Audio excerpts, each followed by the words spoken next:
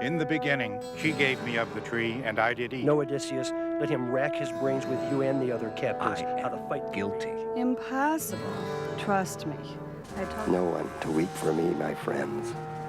No wedding song. Ama verumque cano, Troiae qui primus laboris Italiam Dante ha fatto il pieno e per gli altri è rimasto ben poco, which means that Dante filled up. I was the more deceived. Confess that you were very bad to hurt my feelings. Cried Candide, I'm through. Enough. Who are you then? Part of that force which would do evil evermore, and yet She was eating a maraschino ice at that precise moment. There is no When Gregor Samsa woke up one morning, he found himself changed in his bed into a monstrous dung beetle.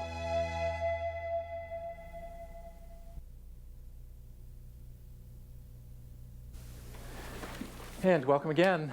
Here we are in Lesson 8 now. We're really motoring here in our Living Literature course. Again, let me tell our viewers on videotape that we are in the midst of a monstrous snowstorm, and you guys traveled as Aeneas did in the first 6 books in his wanderings off the road, on the road, and so if people at home or viewing on videotape see fewer people, that's the reason. We're really getting dumped on here. Today we're going to look at Book 4, probably the most famous of the books of the Aeneid. I don't need to tell you that this is the stuff of opera. This is the stuff of oratorio. Those of you who are music fans would be able to point to any number of Dido and Aeneas operas. Lots of questions about this book, like how are we to view Aeneas in this book, and how are we to view Dido in this book, and are we to trust our emotions in this book? That is, are we to trust our sympathies in this book? I remember old Latin teachers of mine telling me that my emotional reaction to it was dead wrong. I should react to it as a Roman. And I thought, really? You know, are they that different? You know, I never did understand that. You know, so let's start with that question, if I may. I'd like to know who of you sympathizes with Dido in this book? Yeah, I hope you all do. Yeah, I hope you all do. Poor infelix Dido, unhappy Dido. Why do you sympathize with her? Because you're just a bunch of romantic saps? Or? She finally found love again, and it was taken away from her very cruelly. I mean, he was turned so cold against her, or left her with nothing. And this is the second time over for her to lose a great love. Yeah, the cold is interesting because that's interesting you use that adjective because that's the one that's often used about Aeneas in Book 4. He does seem so cold at the end of the book, doesn't he? And she had other suitors like Penelope did, and you know, she rejected them. That's correct. And here her true love's again, and then she's rejected. And it's pathetic, isn't it, at the end of the book when she describes the situation she's in. And it's a terrible situation. She's surrounded by enemies on all sides. Iarbas is out of control when he finds out that Aeneas and remember Iarbas as the suitor of Dido. When he finds out that she's paying attention to Aeneas, he goes out of control. So she burnt bridges, if you will, emotionally behind her. Oh, the poor woman. What a fall from grace. Similar to, remember Oedipus, we talked at the beginning of Oedipus, he's the granter of favors, and at the end he's a beggar of favors. And that really is, isn't it, Dido's fate, where she grants favors to Aeneas in Book 1, and she's begging him at the end of Book 4. It's a considerable fall. Bringing this up to modern day, when you find a very popular romantic film star or Elvis, and the women are going crazy over him, he is not starting it, he's not encouraging it. The same with Aeneas. He did not, cold, yes, he was not there for her. She was, the whole thing was like a madness seized her. Yes, and she, in this, I can be sympathetic in the sense that she was a victim of the gods choosing this for her. That's an important point, yes. But I still feel it's not his fault. I agree in the sense that, don't you agree that the god's manipulation of Dido increases your sympathy for her? Because they really do manipulate her just terribly. It's just terrible. Yes. Yeah, yeah. And it really does increase our sympathy for her. But what about Aeneas? You sympathize with Aeneas at all? That is, are they both sympathetic characters? Yes, because in a way, the gods manipulated him too, so he had to do what he had to do. Man's got to do what a man's got to do. And he didn't want to deep down, I don't think, but he knew there was a bigger cause that he had to answer to. Something larger, huh? There was something bigger in life than human life. Yeah. The one person. And he failed to make that part of his relationship with her. Right, in the beginning. That was one of his weaknesses. It was a human weakness where he did succumb to her love if he knew ahead of time that he had this bigger image to follow. He kind of... Well, I think, right, it's also like Jeffrey was saying earlier, you know, they were two of a cut, two very similar people, both leaders, both attractive, both dynamic, both his position of power was past, but still she saw it in him. He'll have it again. Yeah. There's almost an inevitability to this relationship that you almost don't need the divine machinery for it. Mm-hmm. You understand? Yeah. These two are going to come together. It's inevitable. Yeah. Let's see, Phyllis was first. Yeah, his articulation, though, I think, could stand some. Yes. Yeah, he's speechless, isn't he? Yeah.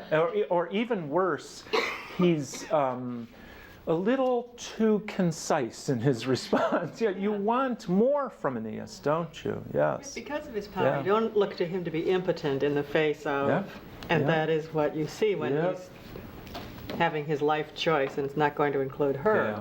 Yeah, that's, I think, Virgil manipulating us. That's Virgil making us really sympathize with Dido at the end. And though we can intellectually, perhaps, perceive the greater mission of Aeneas, emotionally, he comes out of that pretty badly. And I think, of course, I think Virgil knows that. I mean, he obviously does that by design, because this episode with Dido will become part of Aeneas's guilty past that he will try to undo in his trip to the underworld. Unfortunately, with no success. Yeah. The future, right? He does. He tries to. Yes, he does. Yeah. He knows he didn't handle that one real well. Yeah, and he didn't. If man is not the great communicator in emotional and romantic situations, then he kind of symbolizes that type of man. And the woman who is the better communicator is kind of symbolized by Dido. And she is able to express herself, and he is not. And also I want to say, too, that if he knew he had a destiny, if, you know, we had talked about that, then he really dallied there longer than he should have, and made plans to rebuild the city and so forth. Definitely true. That might be a flaw. Absolutely true. I mean, he is being self-indulgent when he's in Carthage. There's no doubt about it. This is part of the education of Aeneas. And he learns in that Dido episode that he cannot do that. That he really, as much as every instinct in his body wants to be there, wants the stability that Carthage offers, wants the beauty of Dido, wants all of these things, he may not have them. He must go on. He learns in book 3, which you guys didn't read, that he cannot look back to the past. He cannot try to recreate Troy. He spends the first 3 books looking back, trying to recreate the past, and he discovers in the Buthrotum episode that he can't do that, that he must look forward. And here he is looking forward. He's now in the new world. If you look at a map, you'll see he's moved from the Greek world now over to the Italian world. He's in that new region of the Mediterranean, and his first landfall, he wants to stay, and he can't do it. Dido and Aeneas are the mortal representations of Juno and Jupiter. Yeah, very good. Yep, you're right. That's right. Yep, she's an excess of passion, and he is almost an excess of reason in book 4. Yep, yep. When he finally makes his go. Yep. She is, Yes, she is extreme in her passion, and indeed, as in a moment, we'll start to go through Book 4. And all those images of fire that we talked about in Book 2 as these destructive images, you will notice that Dido burns with passion. It's very much done in fire imagery. The passion is destructive. The Romans, I should say, just as a side note, it's very dangerous to make generalizations about a whole civilization, but they tended to be a not very emotional people, especially the men. They were schooled in the laws of the 12 tables from childhood on, and the mos maiorum, the customs of the ancestors, to hold to that gravitas, to that pietas, and to keep the emotions in check. That the emotions were a dangerous sort of experience. That's the stuff for women. I'm sorry, but that's, I mean, you guys know better than I do. There are centuries of anti-feminism behind that notion of course it's the woman who's out of control in Book 4. Of course it's the woman who's the excess of passion.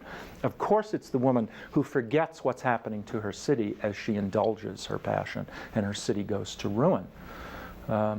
The bee imagery of Book 1 is replaced by fire imagery in Book 4 as it applies to the city of Carthage. In other words, it is starting to run down as they indulge themselves. Barbara? Achilles had his passion, though, too. I mean, his passion was revenge. I mean, men have their passions, too. I'm setting you up. I'm playing a game with you because I'm setting you up for the end of the epic. Where you will see an excess of passion in Aeneas as well. Even though he has become the new hero, he is still a deeply flawed one. Part of that Virgilian public voice, private voice.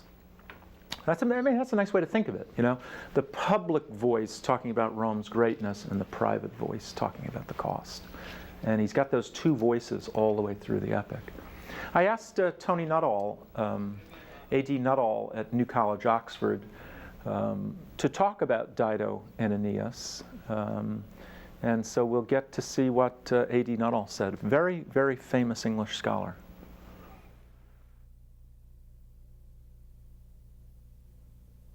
I have a feeling that most of our students are going to sympathize with Dido and not with Aeneas through Book 4. Well, Aeneas is not a sympathetic figure at this point because he is cold and stilted and unloving, and we find that very hard to forgive. I think, in a curious way, this may seem very wild to you, but I think he's a little bit like Shakespeare's Henry V.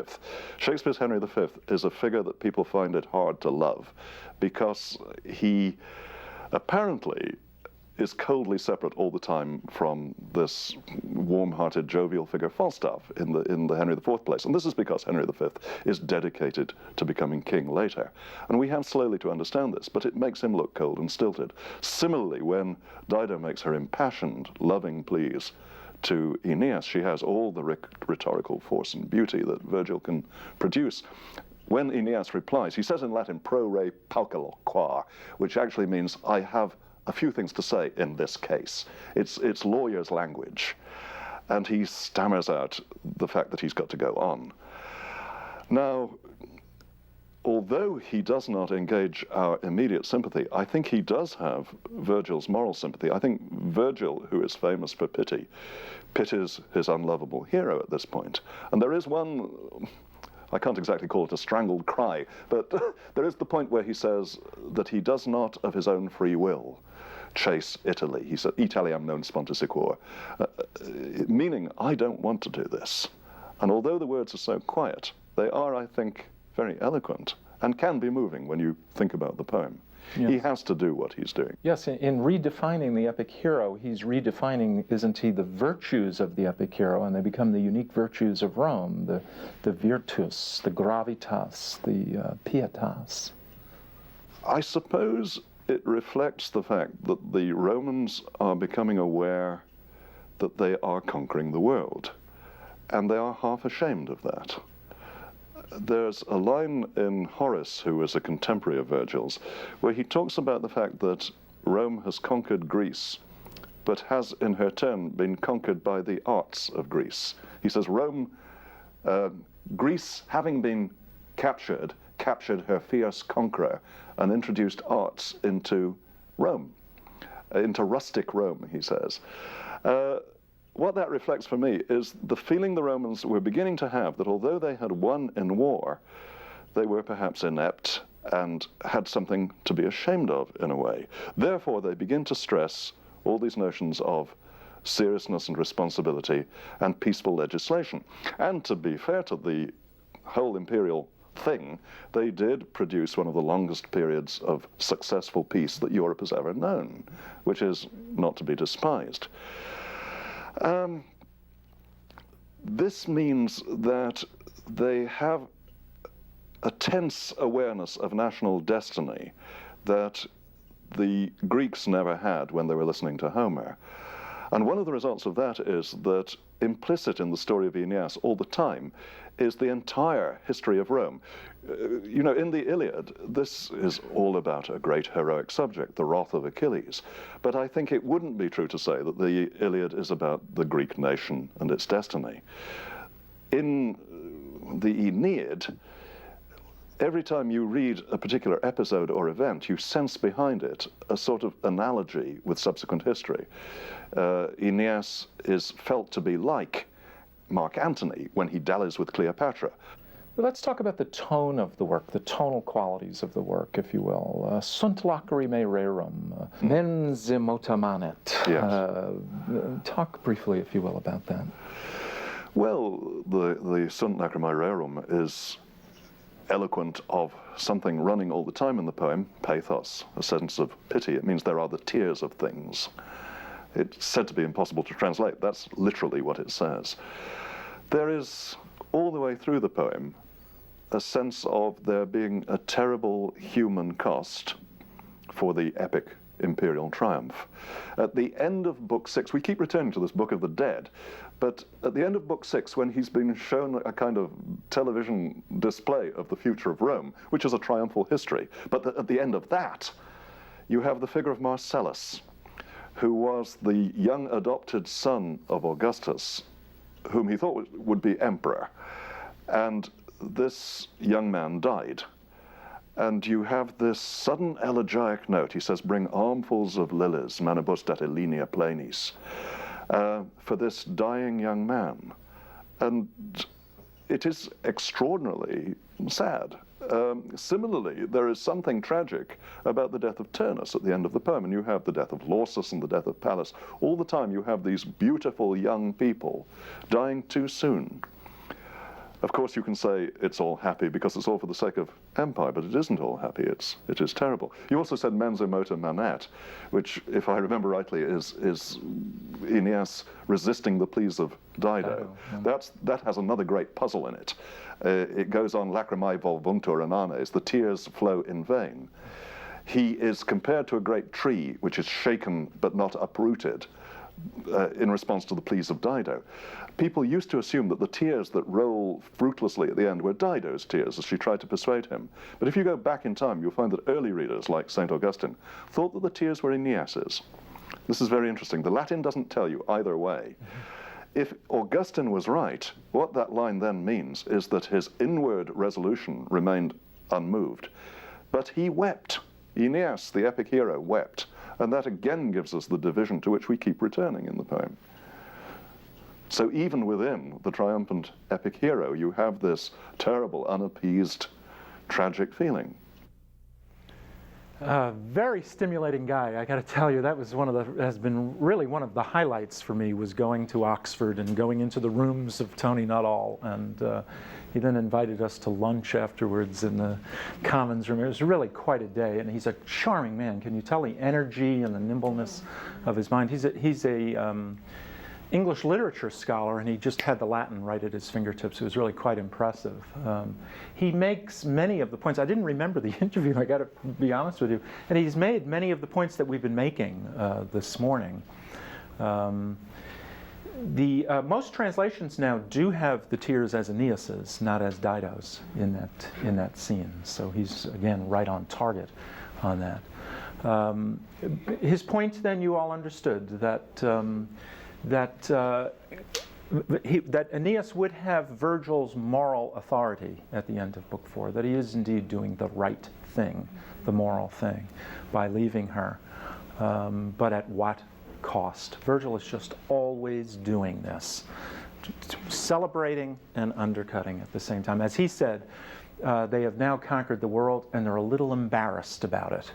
That's a nice, don't we connect with that as Americans, you know? As you start to read now, and it's really, we just start to do this in the last decade or so, you start to read the literature out of the Caribbean.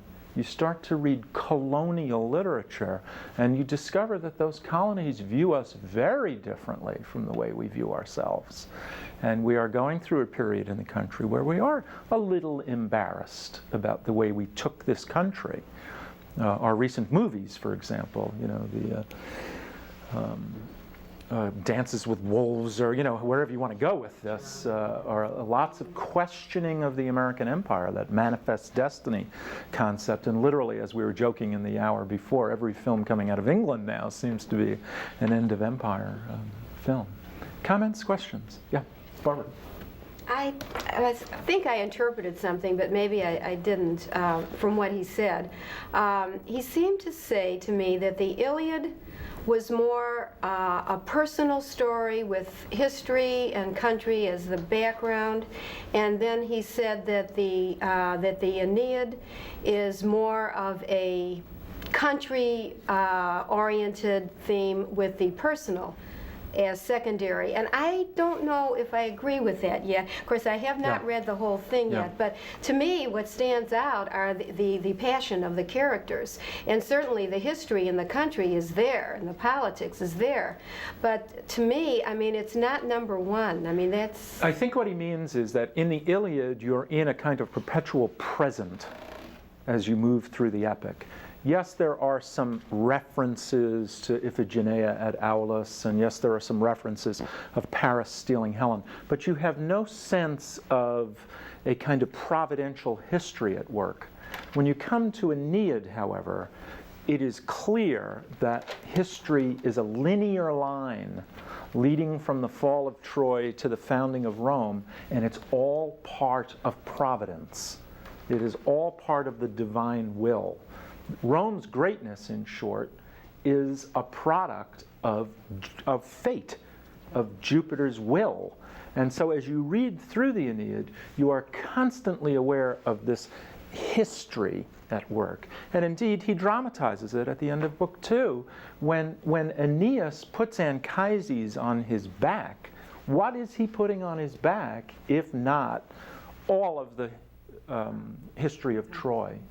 He is literally taking Troy and the Lares and Penates and the household gods, and he's carrying these to the New World. He is the link between the past and the future.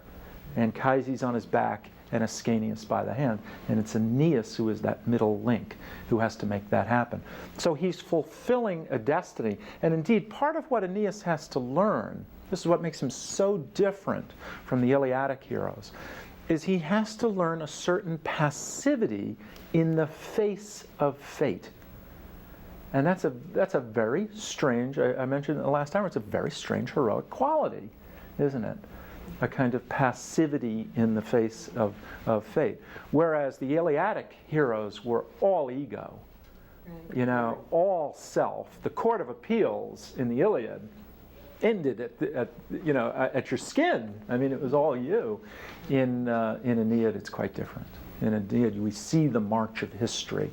And it's almost as if the people get swept up in a momentum that they themselves cannot control. And a classic example of that, note this neat segue into Book 4, a classic example of that is Book 4, where Aeneas is the unwilling hunter. In Book 4, they go out on a hunt, you know, and who does Aeneas finally fell? Dido.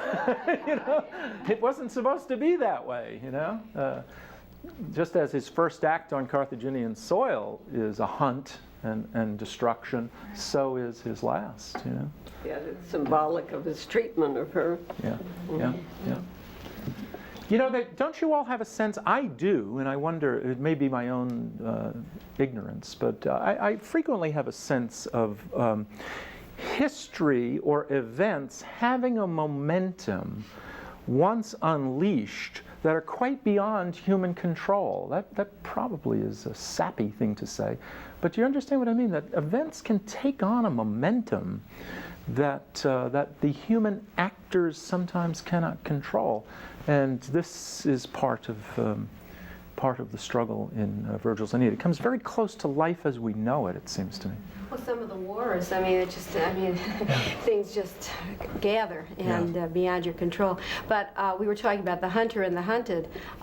If he was the hunter and she was the hunted, then they reverse roles, because then she becomes the hunter and he becomes the hunted. That's correct. At the end of book 4. Yeah. Shall we go through the book? Let's do that. We haven't all term. We haven't had a chance to actually get into some of the details. So why don't we do that? We're moving with multiple translations, so this could be a little bit of fun. But you'll notice that he strikes the note of fire right away at the opening of book 4 when he focuses in on Dido's love for Aeneas.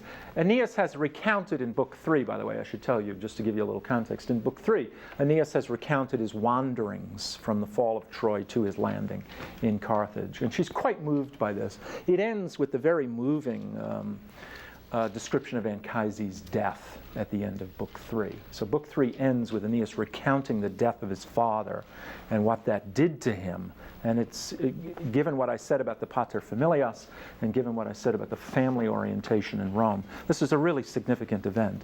So by the end of book 3, Aeneas has lost his wife, Creusa, in book 2, and he's lost Anchises, his father, in book 3. And obviously, he's preparing us, isn't he, for book 4. And the book opens with, "But the queen, so long distraught with her load of anguish, yet fed it with her heart's blood, all the time being consumed within as with a bog fire." All right, so right away, the first metaphor he uses is Dido inflamed by passion. Yeah. This translation is very interesting too, the Fitzgerald. The queen, for her part, all that evening ached with longing that her heart's blood fed, a wound or inward fire eating her away. Yeah. That's very good too. Yeah, yeah. What's important is that stress on flamens. What is important is that stress on fire. Because he made so much of it in book 2, the alert audience would pick up the references to book 2, the destruction of the fire. I think, too, you must understand in my book, which is Dickinson, it's a bog fire, which is the smoldering. It is below, you don't see any smoke. Right. It isn't a sudden flash and gone. It's going that's a very good observation. like a cancer. It's eating at her. Yeah, good for you. By the end of the book, of course, it's no longer a bog fire.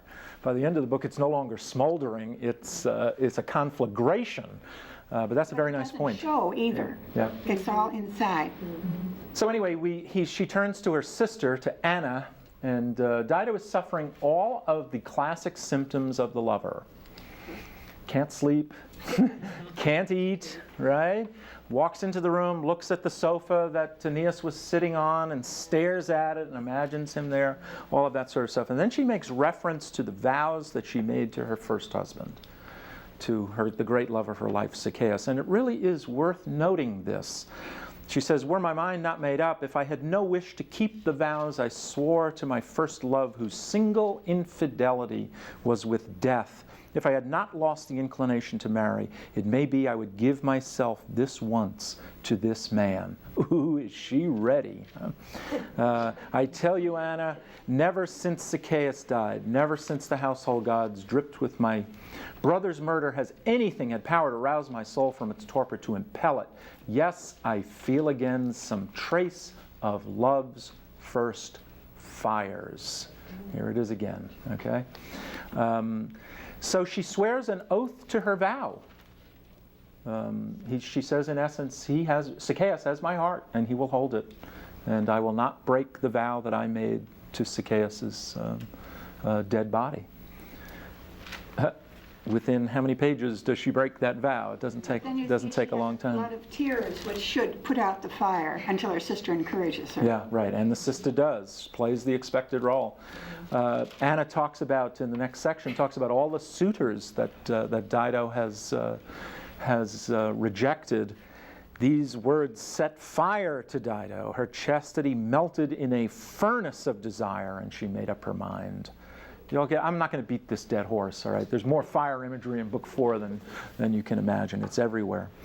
And so the impassioned, wounded Dido is compared to a wounded doe. She makes the proper libations to the gods, and then, alas, for the purblind, the sycophantic seers, what oaths, what shrines can minister to a mind diseased? The fires slinked. Remember Book 2? The serpent imagery? The fires slinked, mining through her marrow, the tacit wound sucked inward from her breast. Infelix Dido, unhappy Dido, in frenzy, staggered and reeled through the whole city like a wild doe in the mountain groves of Crete. A shepherd has shot at a venture at long range and does not know his lucky shaft has stuck, and the flying barb clings like a burr in its wound, and through the woods and plains of Dicte it reels, the deadly weapon fast in its dying flank. He suggests the innocent involvement of Aeneas as the kind of unconscious hunter here, and Dido as the wounded doe. Don't forget, too, the arrows of Cupid, all right, which are also always lurking in the background here. So she parades Aeneas through the city, and then she goes through her lovers, this, that, and the other thing. And then we get a view of the city. Half dead at the top, the half-built towers stood. The young neither paraded nor built defenses. Everything now hung fire.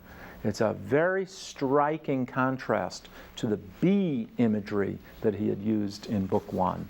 Now everything stands half complete. Then the scene shifts to Juno and Venus, those rats who are up there plotting the destruction of these two. Juno has a plan, Venus agrees, and they're going to have a storm. Whoops, typical Juno mechanism, huh? The storm will interrupt the hunt, and that will force them into a cave, and then nature will take its course. So they ride out on the hunt, and the storm hits. If you can find that, Dido, Aeneas, together alone, found shelter in the same cave. This is really marvelously done. The whole hunting symbolism has been built up to make of Dido a kind of pathetic victim of a cruelly indifferent fate, and especially of a cruel and unaware hunter. Dido and Aeneas together alone found shelter in the same cave. The gods, primeval earth, and Juno, convener of marriages, give their signal. This is known as pathetic fallacy. What is going on in nature reflects what is going on in the human being. The lightning streaks, they couple. The skies shudder. The vault of heaven feels that mortal surge. The nymphs from their hilltops shriek the cry of Hymen. Day of disaster and woe. First day of doom, but Dido was oblivious. She had no care. That's a remarkable commentary by Virgil as he draws attention to the fact that this is what's going to undo her. She is the wounded doe here. Then we meet Rumor. Isn't Rumor wonderful? Wasn't Rumor great? Yeah, Rumor flies through the city going, well, they're not doing anything. They're just in bed all day, No, actually what Rumor says, and you know what they do. And there's a wonderful ellipsis at the end of the line. Yeah, Virgil leaves the line incomplete. It's just marvelous. Just sounds like some catty person spreading dirt. That's what it is. Yeah, which is exactly what it is, exactly.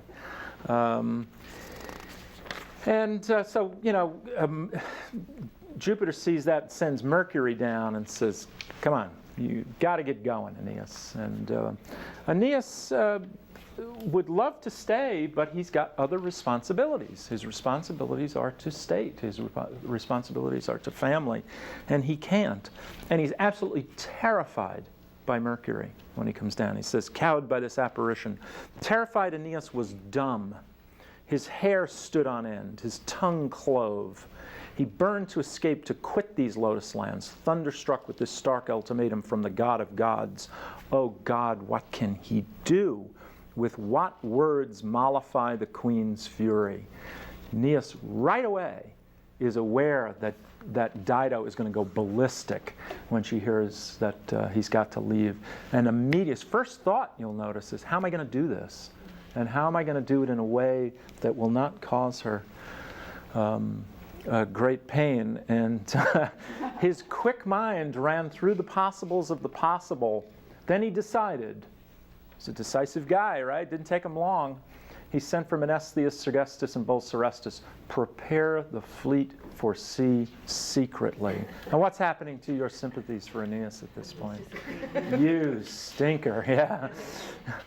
Rally the sailors armed to the shore. Give no reason for this new move. And then, of course, who should play her expected role? But rumor pops up again, goes to Dido and bzz, bzz, bzz, whispers in her ear, they're leaving.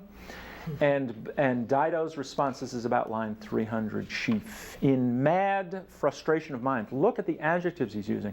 In mad frustration of mind, she fumed and ramped through the length and breadth of the city like a bacchant blind with the holy rites of the triennial festival when they hear the cries of Bacchus nightly, daily, nightly. You all know about Bacchus as the god of wine and revelry and other things. And she's clearly out of control. She pleads with him to stay in a highly dramatic speech. She refers to our marriage rite performed. Makes her feel better, but Yeah, they did perform, I guess, a marriage rite, a marriage ritual, but it did not have the blessing of marriage. In this book it said, can the pledge we gave not hold you? So there might have been a verbal. Yeah, there is he's looser than this, yeah, because she makes clear reference to marriage rite, yeah. She says, if you ever loved me, it's a highly dramatic, highly impassioned speech. If you ever loved me, if you ever found in me any sort of sweetness, pity me now. And don't your sympathies go to her? I mean, she was so grand. And here she's so pathetic. Please don't leave me. She appeals for pity in the name of love, and she deservedly, I think, wins our sympathy, especially as she describes Pygmalion prepared to smash her walls, Iarbas prepared to come in and rape her, as she says. She's in a very bad position. Aeneas heard her. He strove to harden his heart, his eyes steady, Jove's command in his ear. This is the gravitas, this is the virtus of Aeneas. He's moved by the pleas, but he can't be moved by the pleas. So he hardens his heart. I think this is part of the cost for being the hero, is that heart has to harden quite so much as it does. And then he says, this is very good. See if this captures well the opening sentence. I shall not ever deny all you have done. Oh, that kind of negative, I shall not deny. Isn't that marvelous? That kind of understatement. That's a kind of, yeah. And then he says, I shall remember Carthage not without pleasure. That's a classic. Did you see, Tony, not all use that form? The British are fond of that. It's called litotes. It's the negative. I will remember it not without pleasure. We would say, I'll remember this with pleasure. And they say, not without pleasure. It's a double negative, which is a litotes. Sounds right? poetic. Yes, it does, yeah. It's very formal. He's got to go. It is not, as he says at line 361, it is not of my own free will I must seek Italy. This is what Nuttall was referring to in the interview. It's interesting that the hexameter line, I remember that the hexameter line in Virgil is incomplete at that point. The line is not complete. I don't know why. He could be suggesting that, if you think about it, it could be that he can't finish the sentence. He's so himself moved by Dido's plea that the sentence remains incomplete. It's also possible that Virgil was going to go back and revise it. I have to tell you, it's interesting history. Virgil wanted Aeneid burned. On his deathbed, he called for the manuscript to burn it. He had spent 11 years writing it, and he was not at all pleased with it. He wanted much more time on the revision, and the legend has it that Augustus kept it from being burned because there are so many favorable references to Augustus throughout it. And there are any number of examples where lines are missing. The scene where Aeneas thinks about running Helen through, remember? There's great debate whether that's a later edition or whether that was part of the original manuscript. This is an incomplete manuscript, believe it or not. You wonder how polished it would have been had he not caught a fever in Greece and come back and died. Might have even been better. Dido now is furious when he says, "It is not of my own free will that I seek Italy." She literally goes crazy and kind of faints away in mid-sentence. The emotion is too much for her, and she faints away. But virtuous Aeneas, although he longed to comfort her and assuage her grief with words, his spirit at stretch with his love. Isn't that an interesting epic struggle, huh? His spirit, it is, isn't it? His spirit at stretch with his love, and gurning deeply, obeyed the god's command and sought his fleet. You see that march of monosyllables? Isn't that very nice? Obeyed the god's command and sought his fleet. It's very forceful. This is the struggle. This is the struggle, as I was saying earlier, Aeneas and his passions that he must win to. This is a new epic hero we're talking about here. So they prepare to sail, and Dido's reaction to the preparation of the fleet is, again, just as you might expect. She sends her sister, talk about pathetic, no longer able to persuade Aeneas herself, she sends her sister to do it. Anybody ever been in that position? Remember that from maybe 5th grade? Your kid, the go-between. It's a classic in love literature, the go-between. And Anna, usually a sister too, plays that expected role as the go-between. And again and again, her sister was go-between with such like pleas. The hero was moved by none of them. No arguments could break his calm resolution. The fates forbade, and if the hero seemed relenting, Jove stopped both his ears. Very interesting, isn't it? And then the simile that Tony Nuttall referred to. Just as the alpine, I'm at about line 441 or so. Just as the alpine gales with quartering blasts compete to uproot an oak in its full prime, and the uproar rings and leaves from the topmost branches layer the ground because of the writhen stem, but cleave to the rock it does, and as much as the gale shivers the top, so do its roots thrust down and clench the underworld. So was the hero, buffeted by these pleas from every quarter. In his great heart, agony twisted the knife, but his mind was steadfast. All tears rolled in vain. Remember Nuttall talking about that? Menzimana manet, that his mind was steadfast. Look at the dichotomy he sets up here. The heart is buffeted, but the mind stays steadfast. That's self-effacement, yeah. But that's the torture of Western man, isn't it? That is the torture. Over and over again. The heart-head dichotomy, yes, which is foreign to Eastern ways of thinking, for example. Here is Aeneas, his heart tells him to do one thing, his mind tells him to do the other, and he has to follow the dictates of his mind. So she asks Anna to build a funeral pyre. You all remember this. She's going to burn Aeneas's armor on it, and of course it's her. She's plotting her own suicide. And some have seen the suicide. How do you view that suicide? I thought she might be using that as a ploy to get him back, that he would hear. He does see it, but only after he's only after he's out at sea. But she was intentional. But I think she hoped that he would come back to her. Yeah. But how about the moral coloring of this suicide? Is this a confession of guilt on Dido's part? That she tempted him, or a manifestation of her failure, that she's broken the vows to Zacchaeus, that she's failed her city, that she has put herself in an untenable position and she can't go on, so she commits suicide? Or is this dying for love? Is this, I'm interested in the moral coloration of this suicide, how you view this. Barbara?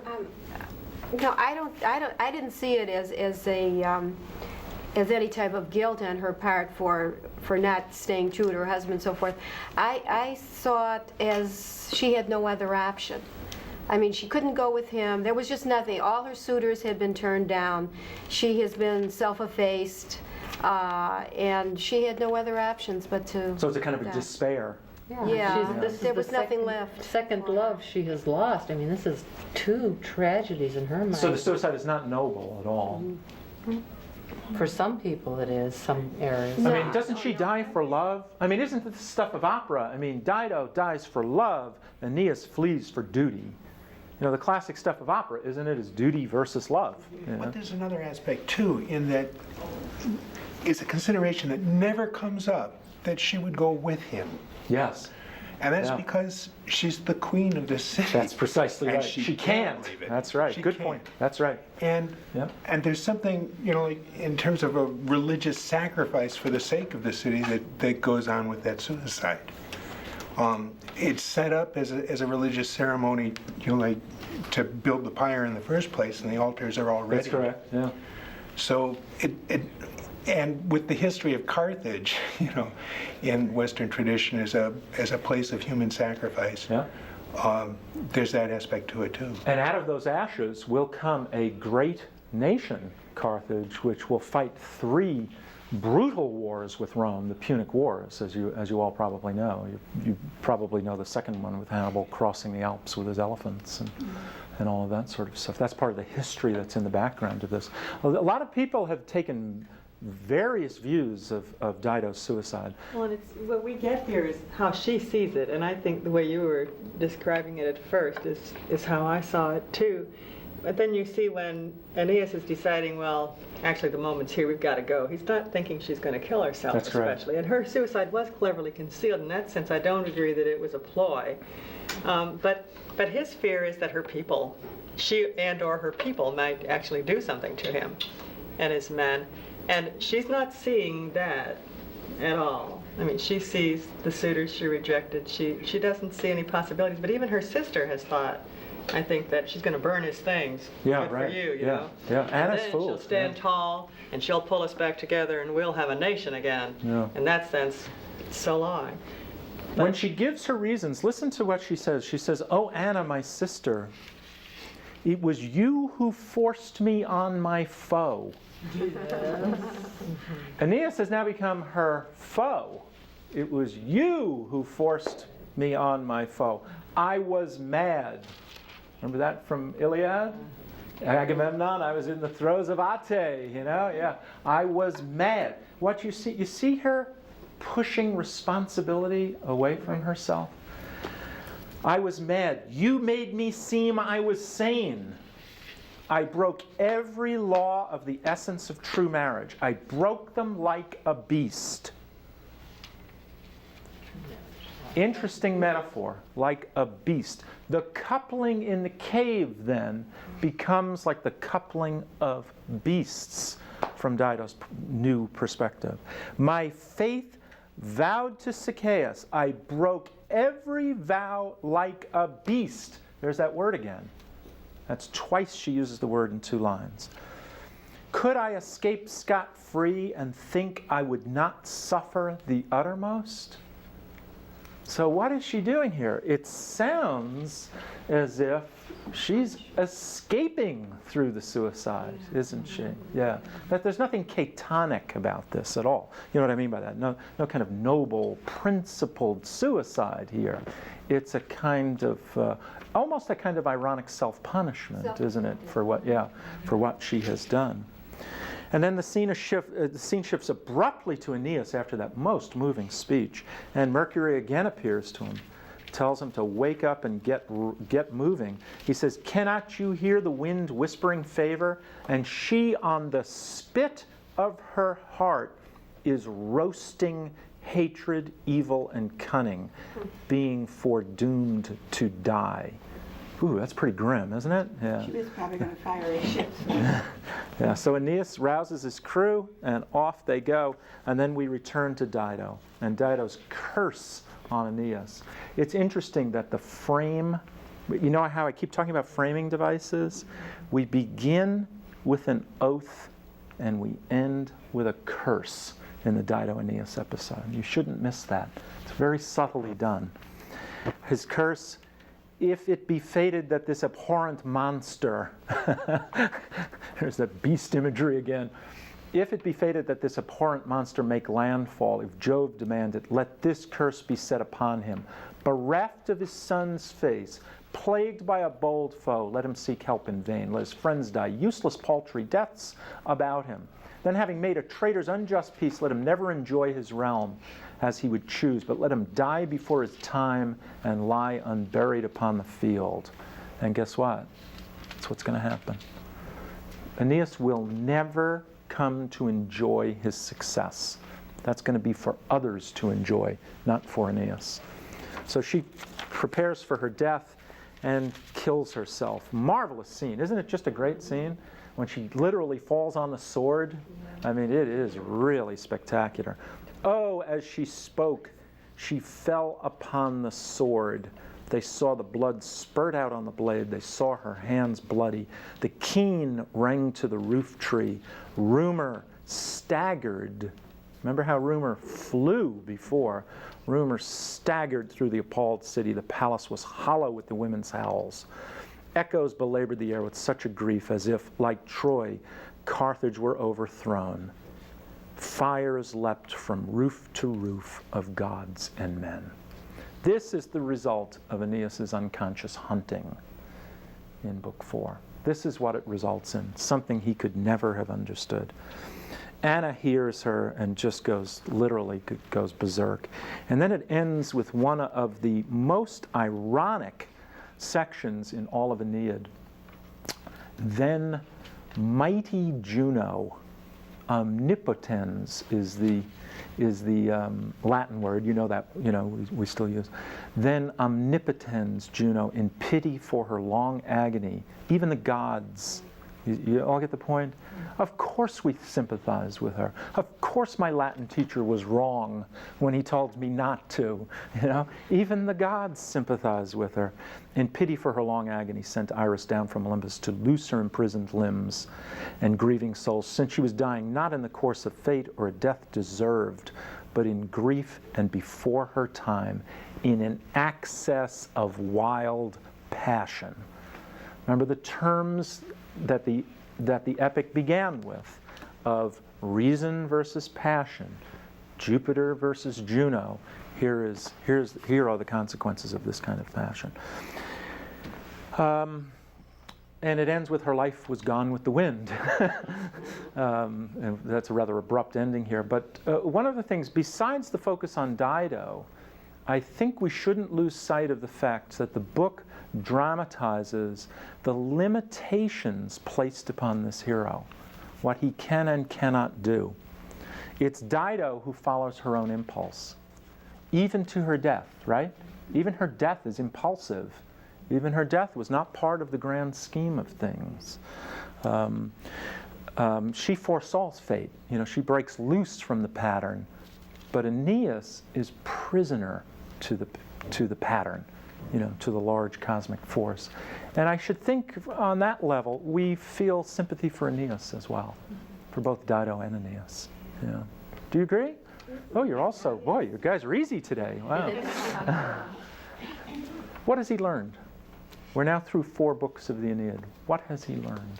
Following reason and following your mind, what your reason tells you to do, is not always the easy thing to do. It sure denies an essential part of your humanity sometimes. Huh? In spite of one wanting to control one's own destiny, the gods have another destiny in mind, and he had to submit to They do for him, to be sure. Yeah. Yep. Mm-hmm. Yep. Absolutely true. He is prey to forces beyond his control, and they move him. There is no doubt that they move him along, and he doesn't want to. And this is what's going to be so striking as you move to the 6th book, is he's got to learn to move along. He's got to learn to move forward. And both in book 2 and in book 4, he wanted to stay put. He wanted to stay put in Troy, and he wants to stay put in Carthage as well. That's what makes him a sympathetic hero. He is moved by love.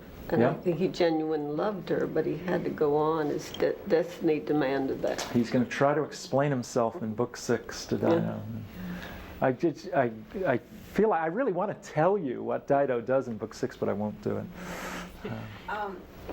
This is a tragedy, of course, and if it's a tragedy of mind over heart, aren't most the tragedies that we read are the opposite, heart over mind, when you let your passions You rule become impulsive, yeah. Yeah, I mean, even what we have read, it's not looking into things and not taking advice, it's just going ahead. I mean, that seemed to be most of the pattern of a tragedy. Yes, I mean, Achilles certainly was impulsive and fiery and too quick to anger. And Oedipus, of course, also impulsive, to be sure. Antigone's a little bit more problematic. But yeah, you're right. It usually is the head's inability to control the heart. And this way it was the opposite. Yeah.